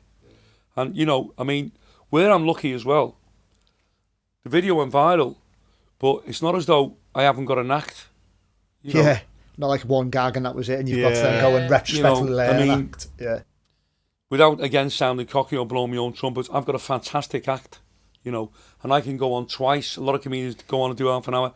I can go on and do 45 minutes, go on and do another half an hour. I've got a wealth of material that took a lifetime to, you know, mass. And there's no substitute for experience. It's like when he said to me, oh, yeah, you know, we're going to Belfast. I wonder what they're like there. I go, well, I've done it. I've been there. I wonder what they're like, you know, people say, I believe you're going down to Norwich, what's it like there? I've been to Norwich a few times. So the experience has really kind of like helped me. I'm not, touch wood, I'm not afraid to go anywhere thinking, you know, you think, oh, I wonder what they're like down south. Are they different? Are they different up north? And I might go into the place thinking, I might have a bad time here. I believe they're not a good crowd. Because I've done all the places 2 or 3 times before. What's it like getting recognised, though, now by a new generation? So if lads are 19 to 35 and you're in town, just doing your shopping, so strange. and you've got lads I mean, a couple of weeks after it went viral, when he said to me, fucking hell, you know, that this is like, 7 million people have watched this week and all that. Just didn't register. I didn't know what he meant. You know, I thought it was something to do with like shares or something, you know, 7 million. Didn't know it was like, when he said views. 7 million people. I didn't know what it meant. So I go out every morning. I might have low blood sugar. I have to eat as soon as I wake up. So I always go out to a cafe. So at the time I was going down Breck Road in Anfield to this cafe. So I'm driving down Muirhead Avenue, wherever it was. And 9 o'clock in the morning, 10 o'clock. And there's this white van behind me and the fella's blowing the horn, you know. What the fuck's this? Like road rage. Those haven't done anything. Then he pulled up alongside me and all these fellas are banging on the window, you know. So I went, open the window, I said, what's the matter? So the fella shouted, Frankie! You know, stop. Fucking hell. So I stopped. So these lads jumped out and went, can we have a picture with you? I went, fuck's this? It would be surreal, though, wouldn't it? Yeah. Weird, you know. The first time it was ever noticed was you would like a support act to Paul Gascoigne in a place called Viva in Blackpool on a Wednesday night. That's a random story. That's weird one, but yeah, Viva's a huge place, like 600 capacity. Right, okay. And Gascoigne was doing like a tour, like a speaking tour. Like an audience with. An audience with Gascoigne, but he's the support comedian on it. Yeah. And sold out, I guess, like, and he said, I'm going, and I was like, right, from now on, I'm going to every show, like, this is the score, we've got to smash this. So we gets there, and I went, look, I'm just warning you, like, this is what's going to happen when we get there. Like, people are going to mob you. And he's like, oh, fuck off, as if, do you know what I mean? And we pulled up outside, just all lads just like jumping, weren't they? Like, towards the car for pictures and all that. And he was just going, what the hell's going on here? Like, you didn't even end up going on that night, did you? But he phoned me the other night and went, I'm going to have to stop going to Chippy, you know. I'm going to have to stop going to Chippy. He said the bird wouldn't serve me because she was jealous because people were asking for pictures. That's exactly what You can't even get a portion of chips. Went to Chippy, you know, by the Farmer's Arms. Yeah, went to Chippy by the Farmer's Arms. There was a fella right at the front of the queue. And he went, all right, Frankie, I'm coming to see you in the Hilton on Sunday as you're all great. So his other mate came over. And he went, Frankie, should I have a little picture? He's having a picture. So then I get in the queue, and this big, tall, old fella coming behind me, standing behind me. And the girl says to him, what do you want? I said, excuse me. Just like pulled a face. I walked out. Because you distracted the queue when she was trying to serve No, people. she just didn't like being a sense of attention, you know. I suppose it's fascinating, really, what's happened, and it's crazy that I was lucky, really. The fella that was heckling me at the bar was a Scottish fella, you know. That's it, yeah. And I said to him, you're in court for having sex with a cat. But the judge would never believe any Scotsman would put anything in a kitty. Now, that's a gag. It's very old, you know. I don't even know why I said it that day. But the amount of people that came up and said, we love the kitty gag. I've never heard that gag before. I watched the video, like, yeah. So, you know, and when I'm saying to that fella, you know, I didn't know as well, an old fella walked past, and I said, not long now. I started singing, do not be afraid. That's it, that's the start of the video, they isn't sing it? at funerals. Yeah. I thought that was just a Liverpool thing, but that's all over the country, that hymn, Right. at funerals. And I said, don't be drinking whiskey, you'll see enough spirits next year. See? And to me, that was just a normal day. Just routine, yeah. Just a routine. I mean, after the video, I mean, we grafted last year, didn't we? Like, all over the country and just trying to just go boom, just like, let's do this, let's do this, Really let's do this. exploit it, yeah. Oh man, it was like, and it was a case of, I had this like thing, because everyone was going to him. Oh yeah, we'll see what next year brings. Blah, blah, blah. Oh, is it your lad? Is it? And all this stuff. I was like, fuck that. Like, this is happening. So like, now all the systems are in place. I mean, the nights are slick in terms of how an actual night runs. People get, like, we've lowered the ticket price because of, we wanted to make sure we did volume, and of, just because they're just young lads. So I didn't want to be like, all right, well, the 20 quid a ticket, and like, then you end up in an audience and there's loads of fellas who are like 30s and 40s. Now it's like, first early bird tickets are 10 quid. Fly out. So they just fly. But then it means that, like, all the lads are like, woo, like, they've got a bit more beer money. Yeah. And then, like, we give them a really good night. So we do, like, 7 o'clock doors. There's always a support comedian on. Then you come on and do half an hour. Then he comes on again. And then a meet and greet free for everyone in the audience and all that. So it's just like... That's good that it's free. Yeah, because people have Normally it's like VIP gold. I hate that. And then all like honestly, silver, you get like a signed Well, look, picture. you know, I'm not kind of like doing it, you know, for money or to try and be like fucking Rick Astley or anything like that. You know what I mean? I'm doing it because I really believe the style and the type of comedy I do is very, very funny. And I know people out there want it, and people have been deprived of it.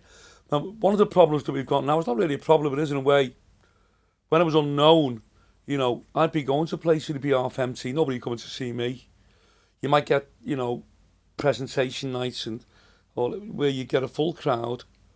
But now people are coming along, and a lot of lads are going out in the afternoon at 3 o'clock. So they're turning up pissed, aren't they? Like, yeah, they get excited. They get excited. It's like an event, you know. Yeah. So we've been lucky, you know, none of them have come and they haven't been aggressive. But we did one at Bradford Bulls, and they've been out all day. It was, No, it was so sunny, you see. I could tell. We even seen them when we were driving outside a pub all sitting down. They've been out all day. So to get through to a crowd who are pissed, you've got to work harder. Yeah. And what you've got to do, I remember doing a pub in Eighton, it was only last year, called The Farmers. I'm rough as fuck. And like, I was unknown then. So I went into this rough pub, Farmers, all like fellas at the bar snarling, load of birds at the front. And went on stage, started telling gags. No reaction to the gags. Because they're not in that, because we're all pissed, so they're not in that frame of mind that they can even compute a joke in their mind. So what you've got to do is just keep picking on them all the time. I was lucky, this big fat bird, I'd only been on 5 minutes, she was about 60, this big bird, jumped up, got her tits out, pulled the bra off, and started dancing like that. Just randomly? Yeah, in front of me, and started shouting, "Look at my tits, look at my tits." So I said, so I'm on stage, so I went, "Can't believe this, she's got her tits out." So me saying she's got her tits out is bringing the house down. Mad that. Tried to do a gag, didn't get any laughs. So I said, "Vicky, come on, get your tits out." She got about again, so I'd done that for half an hour. So you've got to do what it takes. Did you weigh her at the end of it? What I always say, make an analogy with, I said like a boxing match, you could walk out to a crowd, start bringing the house down, everything you say everyone's laughing at. Then you could slowly lose the crowd, you become noisy or inattentive, you can end up dying. It doesn't happen now, you see, because they've got like a good concentrate, they're all, but it's like, you know, another analogy you could make, it's like putting a key in a door. Sometimes you go, it's not working. Sometimes you walk out with the crowd, it doesn't work. But it's not because they're not in the mood, it's because it can be too late.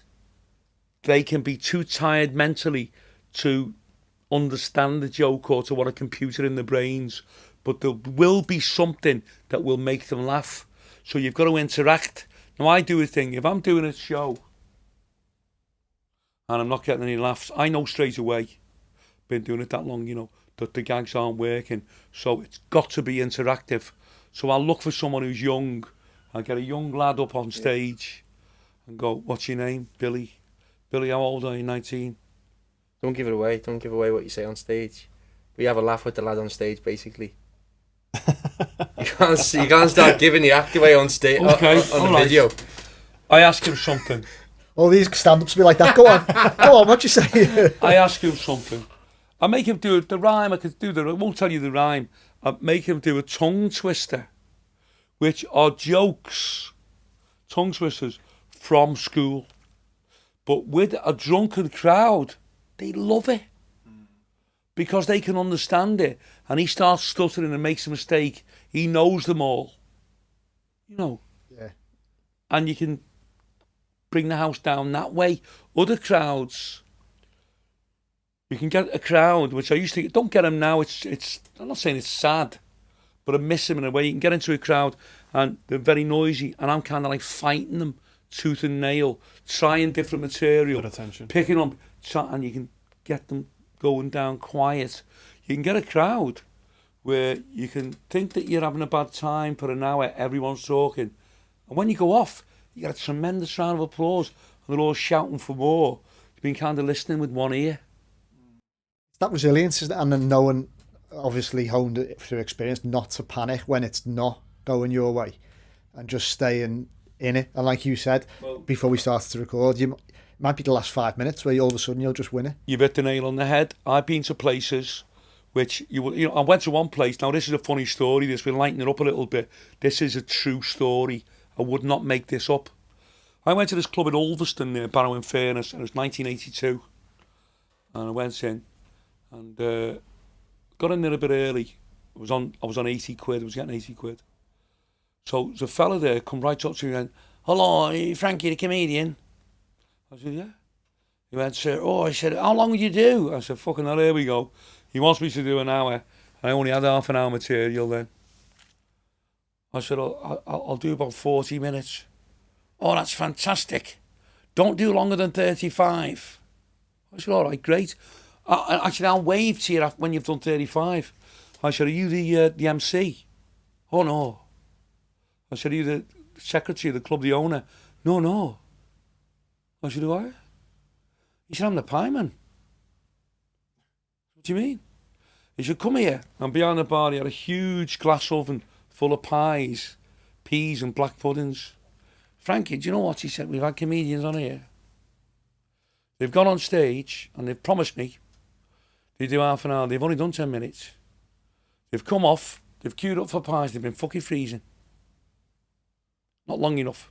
We've had other comedians who've come on, they've stayed on, done 50 minutes, they've comfort pies, I've had them on gas mark 6. They've been fucking burnt. He said, if you can assure me that you'll do 35 minutes, I'll leave you on gas mark 2 and we'll be laughing. I went, okay.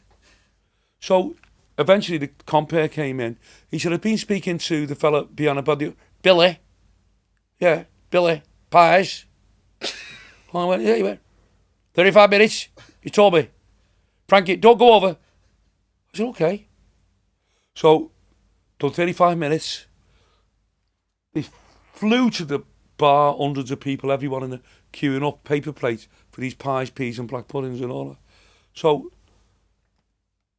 came off stage and he went like that, he shouted from the bar, Frankie, done to a turn, thank you very much.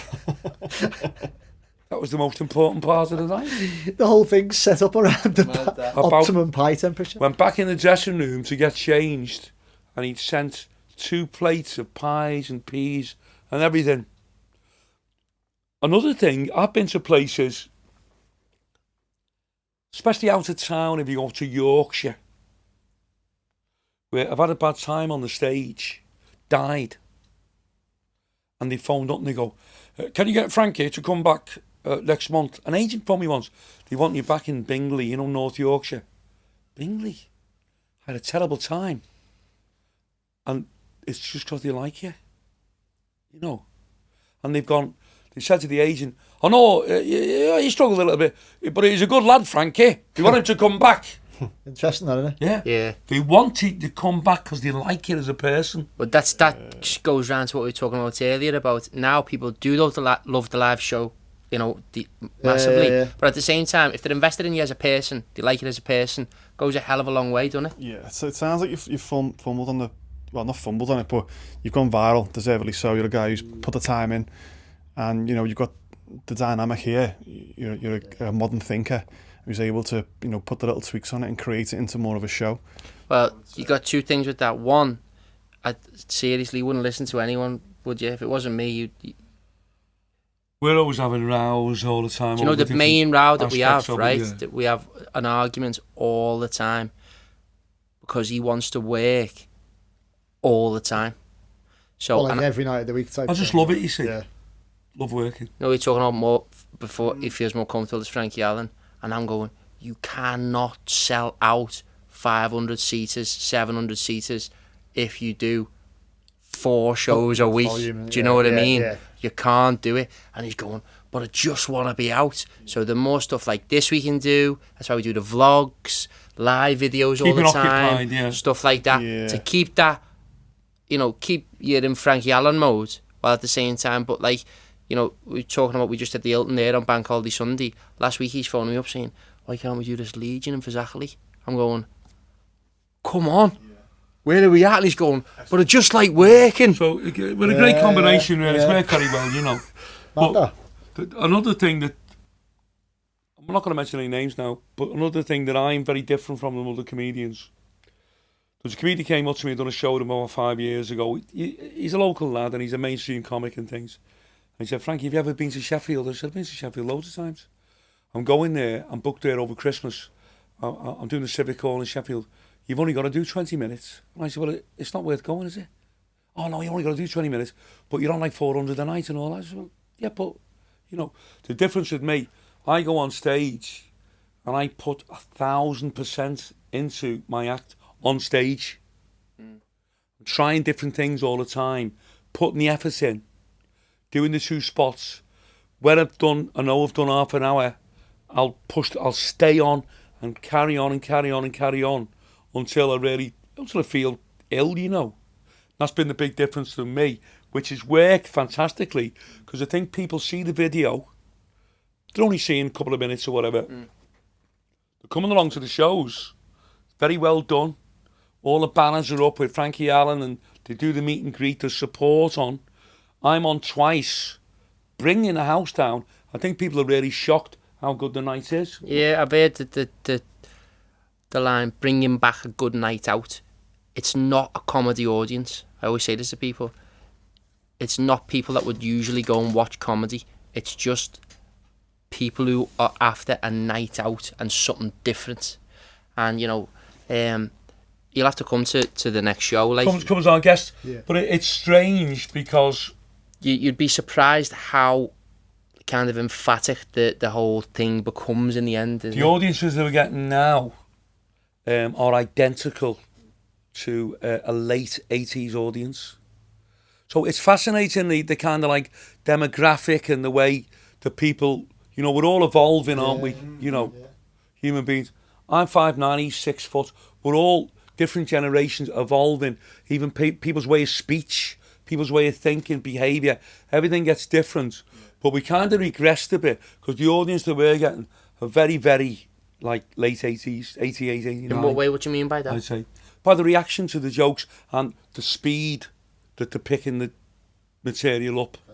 Well, music's cyclical, isn't it, to an extent? So films are, and I suppose fashion, obviously, yeah. You know, people are different with regards to even from where they used to live. I used to do a place in Blackburn, and it was called the Rovers Return, and that was a pub on Coronation Street. Now I'm going back here to 86, 87, 88.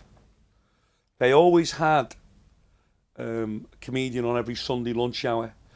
From 12 o'clock, show used to finish at 4, and they'd have 3 girls on, strippers. They used to bus, coach, they used to call it Sunday morning drives.